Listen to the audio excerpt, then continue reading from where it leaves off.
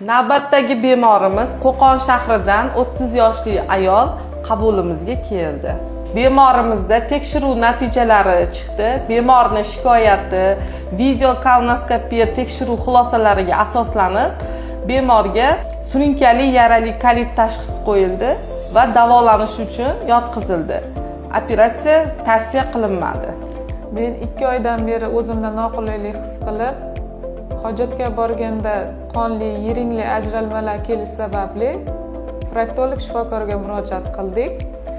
U yerda gemoroy tashxisini qo'yishdi va operatsiyani tavsiya qilishdi. U yerda erkak shifokorlar bo'lganligi sababli biz ayol shifokor izlashni boshladik. Menga Namangandagi Procto Service klinikasini tavsiya qilishdi. Bu yerga keldik, tekshiruvlardan o'tdim. Tekshiruv xulosasiga ko'ra menda gemoroy kasalligi emas, yarali kolit kasalligi aniqlandi.